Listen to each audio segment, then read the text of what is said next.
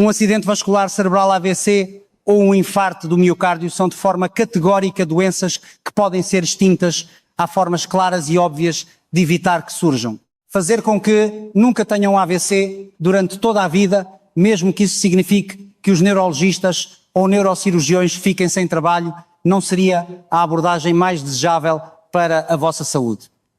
A dica que vos trago hoje é sobre isso. Hemorragia versus infarto cerebral. Qual o mais perigoso? A hemorragia cerebral é mais perigosa.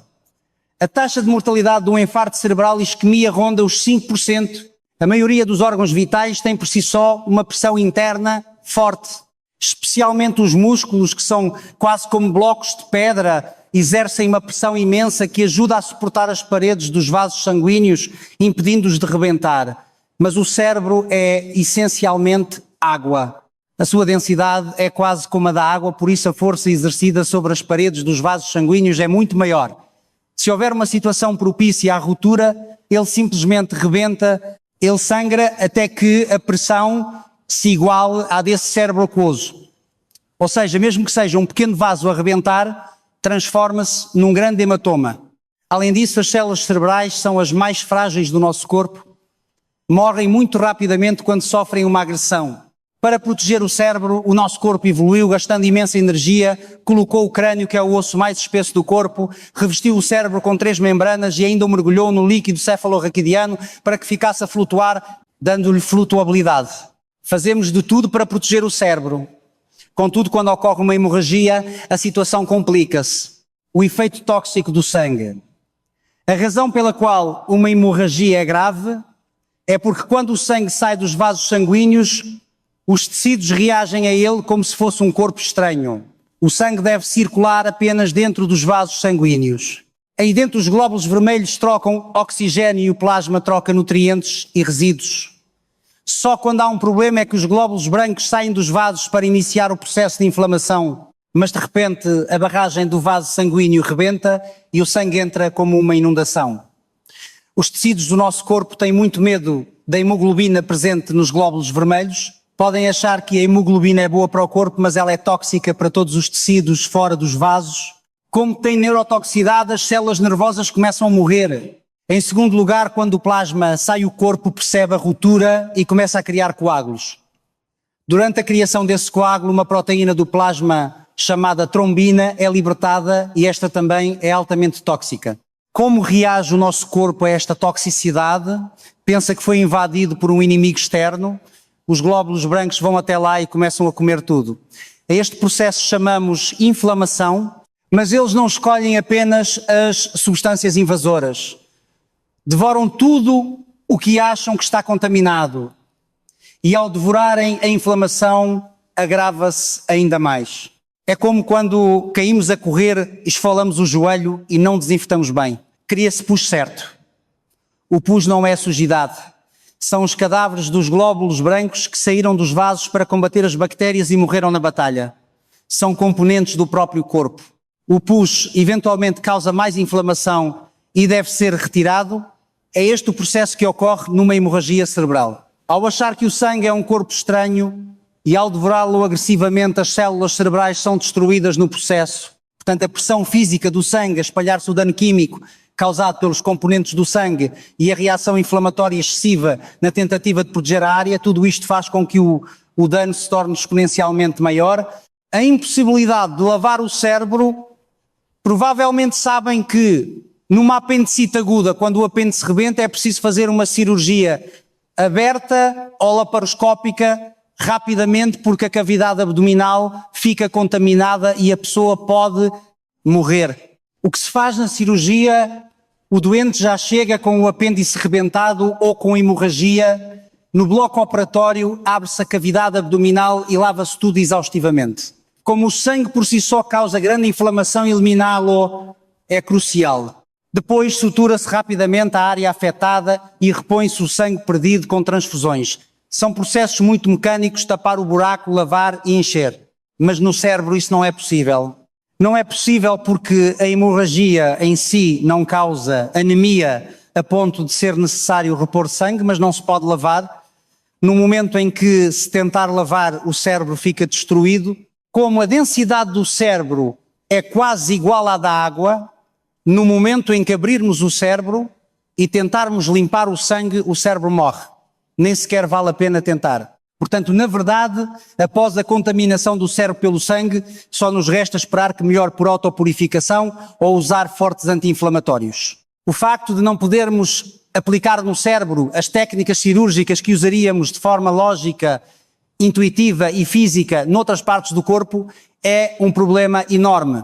Essa área mais tarde será difícil de recuperar, ficando muitas vezes com sequelas, como se fosse um trauma severo, completamente esburacada e destruída. Por isso posso dizer que a hemorragia cerebral é fundamentalmente uma doença muito pior. O diagnóstico precoce e os aneurismas, as hemorragias cerebrais, são todas lamentáveis.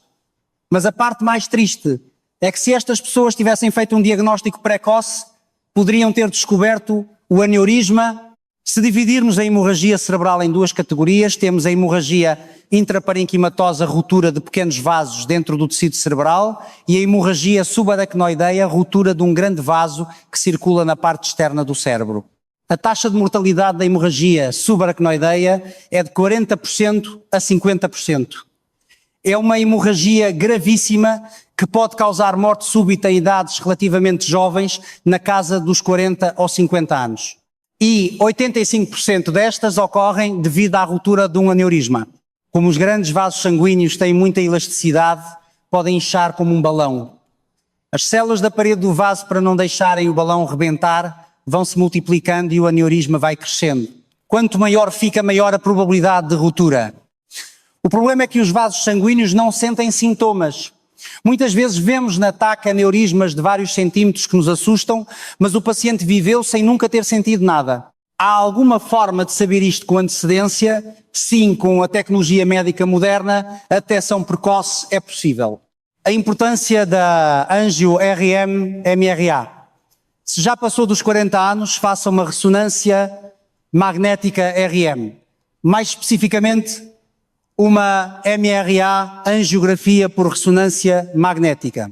A RM normal tira imagens do próprio tecido cerebral, enquanto a MRA foca-se apenas nos vasos sanguíneos. A tecnologia MRA está tão avançada que consegue detectar aneurismas inchados desde tamanhos muito reduzidos. Se for detectado num estado avançado com risco de ruptura, podemos intervir através de uma angiografia, inserindo uma mola coil para entupir o aneurisma, prevenindo assim a sua ruptura para o resto da vida. Mesmo sendo um pouco caro, não acha que vale a pena fazer uma vez. Noutros países é tão caro que as pessoas nem ousam pensar nisso. Em Portugal, com as nossas opções de saúde, é acessível. A dica aqui é a seguinte: muitas pessoas vão aos grandes hospitais centrais achando que lá fazem os melhores exames e gastam muito dinheiro. Pode ser que os diretores das clínicas fiquem chateados por eu dizer isto, mas fazer exames nos hospitais centrais, nível terciário no setor privado, é o mais caro. As taxas para exames não comparticipados são tabeladas nos valores mais altos. Se o seu objetivo é ter um relatório extremamente preciso ao nível de um hospital central porque tem uma doença grave, então justifica-se. Mas se quer apenas verificar se a sua cabeça está normal e não tem sintomas, procure os inúmeros centros de exames ou clínicas de imagem perto de si e pergunte o preço. Há mais uma coisa que deve perguntar: quantos Teslas tem o vosso equipamento de RM? Uma máquina de 3 Teslas tem um campo magnético muito alto e excelente resolução, sendo de topo. Se encontrar uma clínica que faça MRA 3 Teslas a um preço acessível, vá lá de imediato. Máquinas de 1,5 Teslas também são excelentes. Evite apenas os equipamentos recondicionados que não chegam a esse nível. Se tiver mais de 40 anos e encontrar exames em equipamentos de 1,5 Teslas ou mais por um bom preço na sua área, deve fazer o exame pelo menos uma vez. Como prevenir o AVC e o infarto, a fase da aterosclerose? Há formas claras de evitar que estas doenças apareçam. Fazer com que nunca tenham AVC na vida é a melhor forma de cuidar da sua saúde. se tem mais de 50 anos, tem de saber exatamente em que fase se encontra. Se tem apenas fatores de risco, se já tem aterosclerose ou se a aterosclerose já está avançada. Se já tem aterosclerose, deve considerar-se numa fase pré-AVC. A partir desse momento, tem de lutar desesperadamente por um estilo de vida saudável. Vou explicar de forma simples porque isto acontece. Tem vasos sanguíneos saudáveis, mas há várias situações que podem ferir a parede do vaso. Ferimentos físicos são causados pela hipertensão, a alta pressão abre fissuras na parede. Ferimentos químicos são causados por maus hábitos alimentares ou pelo tabaco, toxinas entram e ferem os vasos. Se mantiver um estilo de vida que causa lesões, haverá ferimentos por todo o lado. E infelizmente, imagine que a pessoa tem muito colesterol no sangue. O papel do colesterol. O colesterol é uma substância crucial no corpo.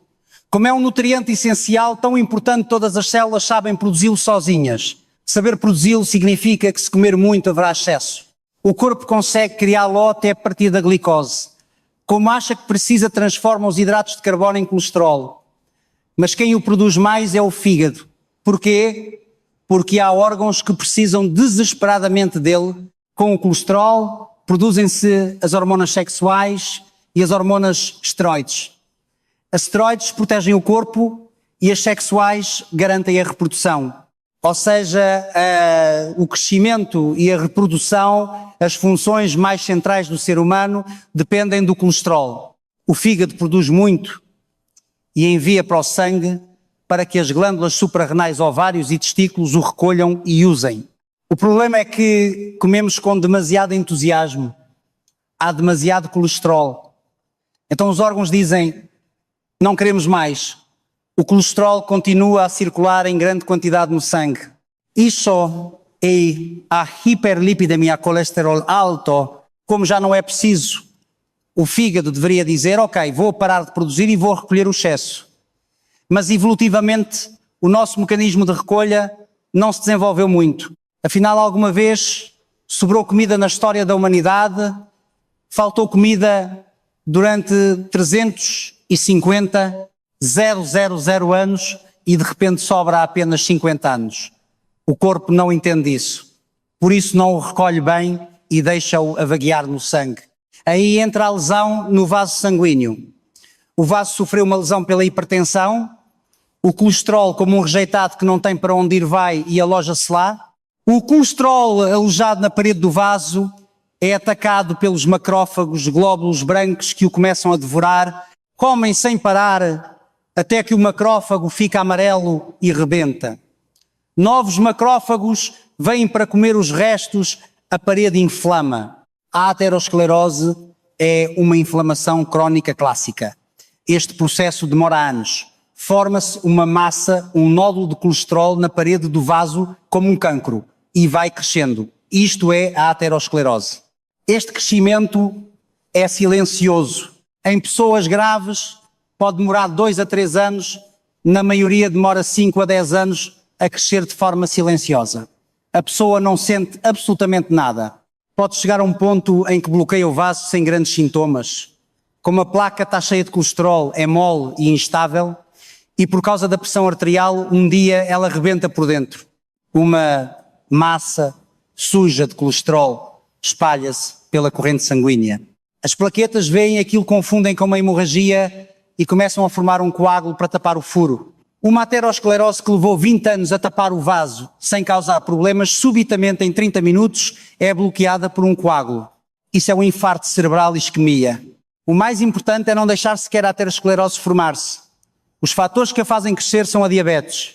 Os que a iniciam são a hipertensão e o tabaco. O colesterol fornece os materiais de construção. Todos são fatores de risco baseados em causas científicas. Se tiver apenas um, já há risco. Se estiverem sobrepostos à placa, forma-se muito mais depressa. A ecografia às carótidas, se tiver estes fatores, pense: posso estar a desenvolver aterosclerose em todos os vasos do meu corpo? O exame mais simples para verificar é a ecografia às carótidas. Ao olhar para as artérias carótidas, medimos o grau da aterosclerose. Não olhamos para as carótidas apenas porque ali há perigo, mas sim como um indicador. Se as suas carótidas estão assim, o resto do seu corpo deve estar no mesmo estado. É uma estimativa baseada num exame indolor e sem riscos. Se o médico vir uma progressão grave, dirá que o seu corpo está em cacos e num estado muito crítico. Se fizer o exame e estiver limpo, há uma alta probabilidade de não ter aterosclerose noutras partes do corpo, embora possa haver. Se houver fatores de risco, devem ser rigorosamente controlados para não evoluírem para a aterosclerose. Se já houve um evento cardiovascular, deve assumir que o seu corpo está minado de placas prontas a rebentar. Se agir de acordo com a sua fase com tratamentos cientificamente comprovados, pode parar a progressão. Se travar a doença na fase 2, pode viver o resto da vida sem ter um AVC. O azar começa no momento em que se passa à fase 3. Mesmo assim, muitos pacientes recuperam e, aprendendo a lição, voltam a viver vidas normais. A chave é evitar que os fatores de risco apareçam nos 2, 0, 3, 0 e 40 anos, ou se aparecerem, aplicar medidas para que não afetem os vasos sanguíneos. Por isso digo de forma taxativa, o AVC e o infarto do miocárdio são doenças que podem ser extintas. São complicações. Não aparecem sozinhas. Surgem através da acumulação gradual de fatores de risco ao longo de 5 a 20 anos. O doente não sabia, mas havia um enorme processo de construção escondido. Se descobrir no meio do processo, pode pará-lo. Mantenha uma vida saudável. Todos conhecem as regras básicas. Coma bem, não significa muito, mas de forma equilibrada, controle o peso, não engorde nem emagreça drasticamente, seja ativo. Faça pelo menos 1 hora de exercício aeróbico por dia, não exercício anaeróbico intenso, aeróbico. Se for difícil, divida o tempo. Verifique o seu colesterol e glicose 1 vez por ano. Se for diagnosticado, controle a cada 3 a 6 meses. Se fuma, pare imediatamente. Beba álcool com moderação, durma bem. Pode comprar um aparelho de medir a tensão como se fosse um brinquedo e controlar a pressão arterial em casa para o resto da vida. As doenças vasculares não foram um grande flagelo na história de 350 mil anos da humanidade, porque a esperança média de vida era de 40 a 50 anos.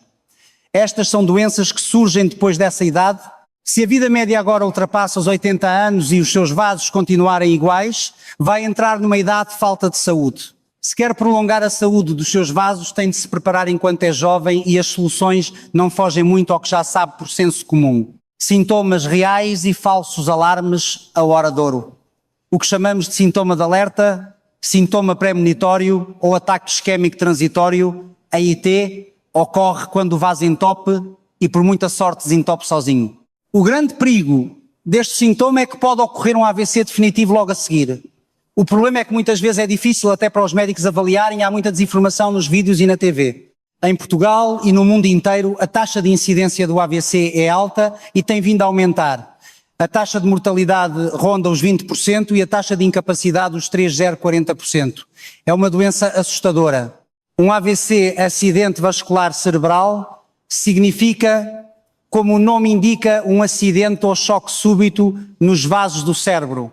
Sem ser trauma físico, é a única doença que atinge o cérebro de forma tão repentina. O entupimento chama-se infarto, isquemia, e a ruptura chama-se hemorragia. O que me deixa mais triste é ver casos onde tratamentos de emergência na fase inicial poderiam ter recuperado muito da função do doente. Quando ocorre sintoma de alerta, há pacientes que o ignoram, vão dormir e acordam na manhã seguinte com uma paralisia completa de metade do corpo. Se não tivessem ido dormir e tivessem ido para o hospital fazer tratamento agressivo, poderiam ter revertido totalmente a situação. Em vez disso, ficam com sequelas permanentes. O significado exato da Golden Hour, a hora do ouro, é que existe um tratamento decisivo disponível que pode fazer o paciente voltar ao normal, mas esse tratamento tem um limite de tempo. Os trombolíticos dados por via intravenosa têm um limite de 4, 5 horas. A remoção mecânica do coágulo, entrando pelos vasos até ao cérebro, trombotomia, deve ser feita em até 6 horas. O procedimento é impossível depois desse tempo. Não, o procedimento é o mesmo e ainda conseguem retirar o coágulo. O problema é que as células cerebrais já morreram. Qualquer célula que sofra danos severos vira cicatriz e não se regenera, exceto o estômago, pele ou fígado, que recuperam bem. O cérebro tem uma capacidade de regeneração praticamente nula, qualquer pequena regeneração é apenas a nível académico. O número de neurónios com que nascemos é o máximo que teremos e vamos perdendo-os com a idade. Quando o fluxo de sangue é cortado por 30 segundos a 1 minuto, as células começam logo a morrer. A área central sem fluxo nenhum morre totalmente. Ao redor há uma área de penumbra isquémica onde ainda chega algum sangue. O alvo do tratamento é salvar essa penumbra. Após 6 horas, essa área de penumbra também já morreu. Tirar o coágulo não serve de nada. Por isso as 6 horas não significam posso esperar até às 5h59. Quanto mais cedo melhor, a sua vida está em jogo. Mitos sobre os sintomas de alerta. Ao contrário de microinfartos noutros órgãos, um pequeno infarto no cérebro causa logo sintomas visíveis porque o cérebro controla tudo. O grande mito: ter dor de cabeça crónica por muito tempo, tontura crónica, andar cansado, falta de energia no corpo pálpebra, a tremer ou boca ligeiramente fraca, não são sintomas premonitórios de AVC. O AVC causa sintomas neurológicos súbitos. Sintomas crónicos não são AVC. Os verdadeiros sintomas de um AVC ou de um AIT, quando entope e desentope, são exatamente iguais. Paralisia súbita de metade do corpo, braço e perna não levantam. A alteração súbita de sensibilidade num dos lados do corpo, parece que o corpo não é seu. Dificuldade súbita em falar ou compreender. Visão subitamente turva ou perda de visão no olho. Tonturas súbitas severas, acompanhadas de perda de equilíbrio. Se estes sintomas vierem subitamente de forma severa, é um AVC. Se vierem e desaparecerem, foi um AIT. Se foi um AIT, vai imediatamente às urgências. É a placa da aterosclerose a avisar que formou um coágulo e que pode formar outra a qualquer segundo. Muitas pessoas pensam, deve ter sido do cansaço e vão dormir. Não faça isso. No hospital, podemos interceptar na fase de alerta. Dores de cabeça e zumbidos, tinitos. Muitos associam a dor de cabeça a problemas nos vasos cerebrais. A ciência diz que o cérebro por si só não sente dor. A membrana externa, meninge e a parede dos vasos sentem, mas o cérebro não. A esmagadora maioria das dores de cabeça são problemas musculares, tensão fora do crânio ou distúrbios motores vasculares. Logo, as dores de cabeça crónicas não são aviso de AVC. A única exceção é a ruptura de um aneurisma e hemorragia subaracnoideia. Há doentes que têm uma micro-ruptura prévia. A dor relatada não é comum. Eles dizem que sentem uma dor como se tivessem levado uma pancada com um machado na cabeça. A dor é tão excruciante que perdem os sentidos imediatamente e muitos já chegam mortos ao hospital. Portanto, sentir uma explosão na cabeça, desconfie especialmente se tiver um histórico de aneurisma. E sobre os zumbidos, ouvir um som que não existe. Na maioria das vezes é presbiacusia, perda da audição pela idade. A partir dos 40 começamos a perder a capacidade de ouvir tons agudos. As células auditivas a tentar compensar tornam-se hiperativas e geram zumbidos. Se tem apenas um zumbido, não pense que é AVC. O AVC pode incluir zumbido apenas se vier acompanhado de surdez súbita e tonturas graves e repentinas. Primeiros socorros, o que fazer e o que não fazer. Um doente na fase 0 saudável, jovem, sem fatores de risco, raramente terá um AVC. Mas a partir dos 40, se tiver hipertensão, diabetes, colesterol alto, fumar ou beber em excesso, ao sentir anomalias físicas, pense logo em AVC e vá às urgências. O AVC não é doença para marcar consulta. O destino do doente decide-se naquele dia. Se encontrar alguém, um familiar, que subitamente não responde, não consegue mexer metade do corpo, fala de forma ininteligível ou está deitado de olhos abertos, mas completamente apático, suspeito de AVC, nesta situação de pânico as pessoas tendem a querer fazer algo, furar a ponta dos dedos com agulhas para sangrar, dar chás calmantes ou remédios caseiros tradicionais para a pessoa beber ou massajar vigorosamente pernas e braços. Nada disso ajuda e pode ser fatal. Quando ocorre um AVC, as células do cérebro estão a morrer. O problema não está no braço ou na perna. Devido à morte das células cerebrais, o paciente pode perder a capacidade de engolir disfagia. A própria saliva pode ir para os pulmões, aspiração. Se lhe der algo para beber ou um remédio caseiro, este vai parar aos pulmões, causando pneumonia por aspiração, uma complicação mortal. Furar o dedo só causa risco de infecção e não ajuda o fluxo sanguíneo cerebral. Massajar braços e pernas é inútil porque não é falta de sangue, lá é o cérebro que não funciona. O que deve fazer ligar para o 112 imediatamente. Em Lisboa e principais cidades, o tempo médio de chegada da ambulância é muito rápido, cerca de 5 a 6 minutos. Não tente levar a mãe ou o pai no seu carro de forma heroica. Isso só vai atrasar e prejudicar o tratamento. 2. Se a pessoa estiver a vomitar, vire-lhe a cabeça ligeiramente para o lado para não se engasgar. De resto, não faça mais nada e espere. Quando fazer reanimação cardiopulmonar RCP, a RCP deve ser feita se a pessoa estiver bem e subitamente cair agarrada ao peito e perder completamente a consciência num ataque cardíaco em que o coração para a pessoa desmaia logo porque o cérebro fica sem sangue.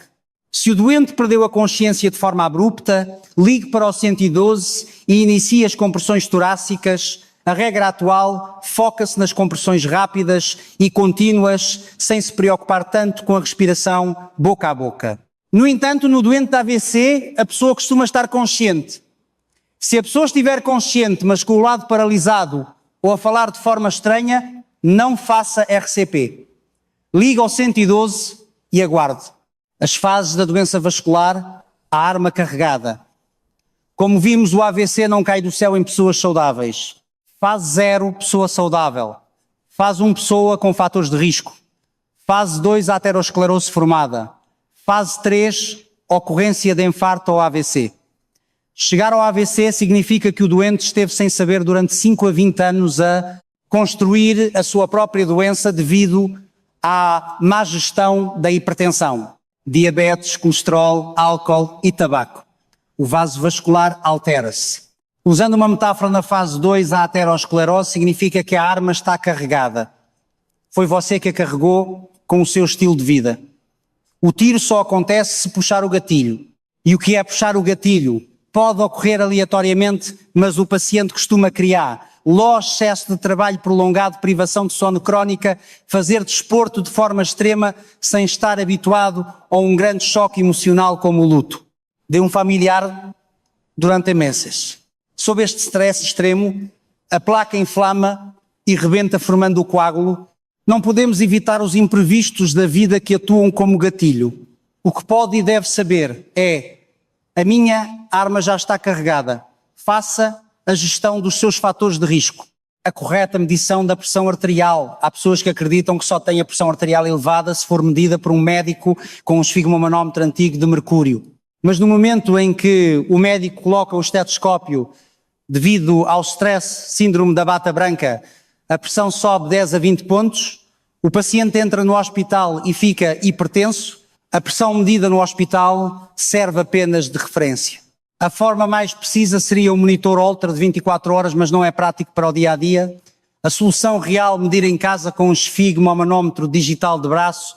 Os monitores digitais de braço atuais são tão precisos ou mais que os de mercúrio, onde o erro humano do médico era comum. A hipertensão diagnostica-se em casa. Compre um aparelho aprovado, não precisa ser caro, na ordem dos 35 a 40 euros, consegue um excelente, e não compre os de pulso, use os de braço. Como medir? Há flutuações ao longo do dia, a pressão é mais alta de manhã, se medir à tarde pode mascarar a hipertensão. O ideal é medir de manhã, após estar acordado, mas depois de descansar e estar tranquilo por cerca de 10 minutos. O valor de referência para a hipertensão é a pressão em repouso acima de 140 sobre 90. Se está com dor de cabeça e for medir a pressão, vai dar alta por causa da dor, isso não vale. Deve medir quando não tem sintomas. Sente-se tranquilamente, aperte o botão e meça. Depois apaga esse resultado. Aperte o botão de novo. O segundo resultado é a sua verdadeira pressão arterial. Faça disto um hábito e conhecerá a sua saúde melhor que ninguém. Dieta, sal, obesidade e aspirina.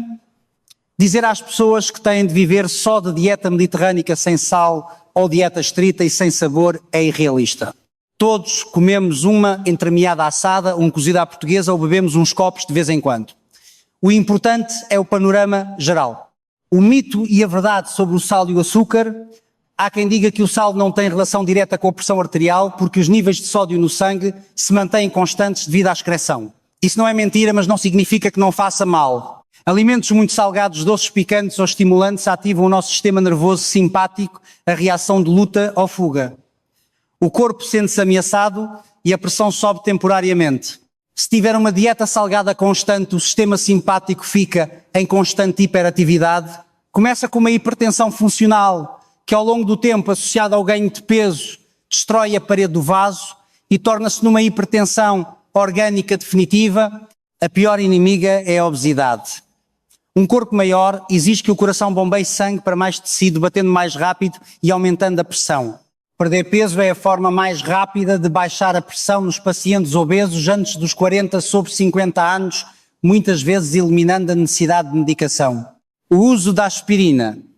A aspirina, originalmente derivada da casca do salgueiro, atua diminuindo a função das plaquetas dos glóbulos que formam coágulos. Muita gente diz que a aspirina afina o sangue.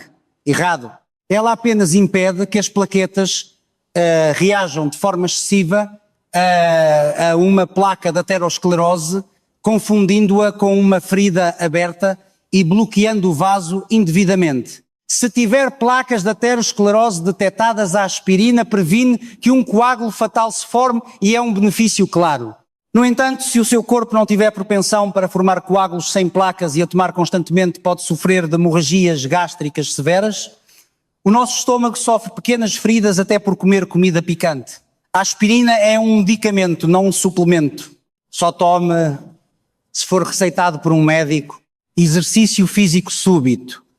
Os homens costumam começar a exercitar-se intensamente depois dos 40, após anos de trabalho e má alimentação. Exercício muito intenso desvia grande parte do sangue para os músculos.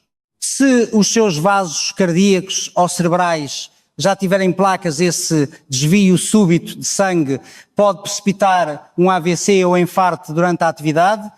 Faça exercício aeróbico constante, sustentável, cerca de 1 hora, e não passe repentinamente de sedentário a atleta extremo.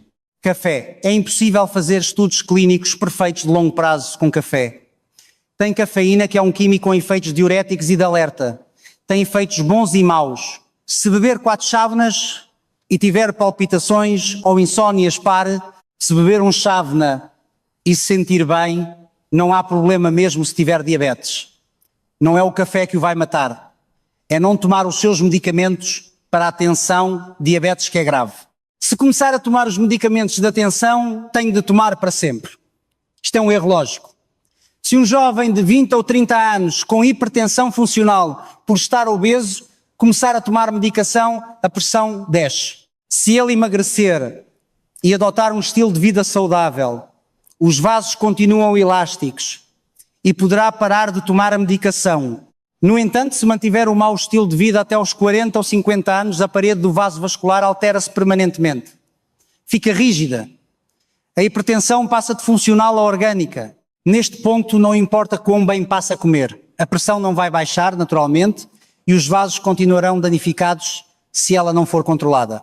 Quando o médico diz que vai ter de tomar para sempre, significa que as causas já causaram dano irreversível e a pílula é necessária para proteger a sua vida. Eu mesmo, o doutor João Silva, por ter histórico familiar muito pesado de doenças cardiovasculares, em que todos faleceram cedo, sabia que ia acontecer-me. Aos 30 anos vi a minha pressão a rondar 140 sobre 90, decidi começar a tomar os medicamentos cedo. Ao tratar na fase precoce com pouca medicação, mantive os meus vasos saudáveis. Hoje, aos 50 anos, com apenas 1,5 comprimido, tenho tudo sob controle e os meus vasos mantêm-se elásticos. Tratar tarde significa vasos rígidos e a necessidade de tomar muito mais comprimidos no futuro. O mito dos suplementos versus a importância dos medicamentos, as estatinas. Há uma grande repulsa aos medicamentos químicos na sociedade, trocando-os pela adoração aos suplementos vitamínicos ou remédios naturais.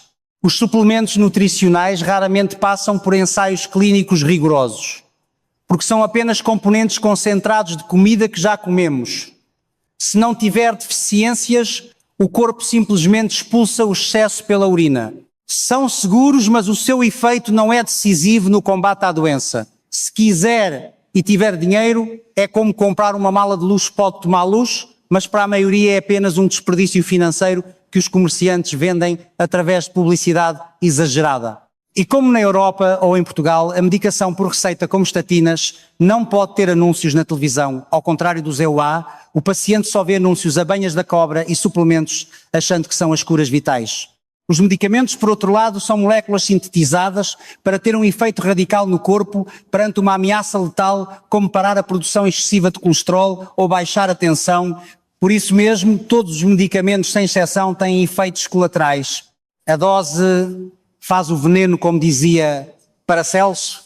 A teoria da conspiração contra as estatinas, a hipertensão, diabetes e o colesterol elevado e hiperlipidemia não têm sintomas durante anos.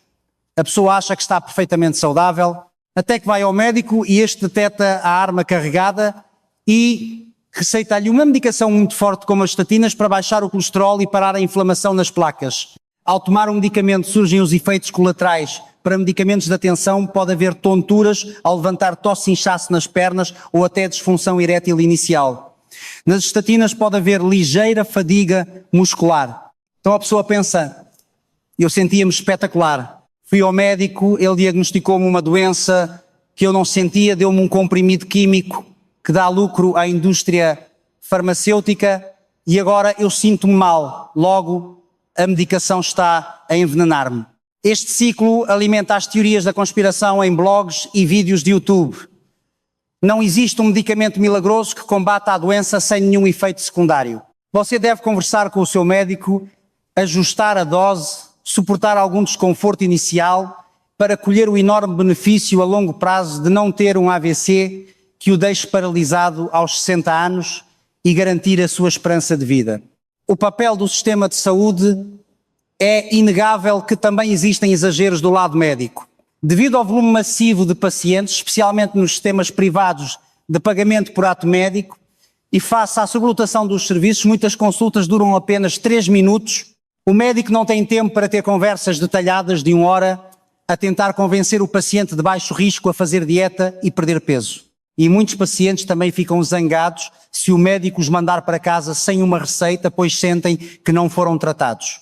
Isto leva a que, em algumas ocasiões limiares, se passem receitas rápidas em vez de fazer mudanças no estilo de vida. O aumento da medicação e a possível ocorrência de efeitos secundários contribuem para a desconfiança generalizada. Se é uma pessoa saudável sem factores de risco consideráveis, é legítimo conversar detalhadamente com o seu médico antes de iniciar medicações agressivas.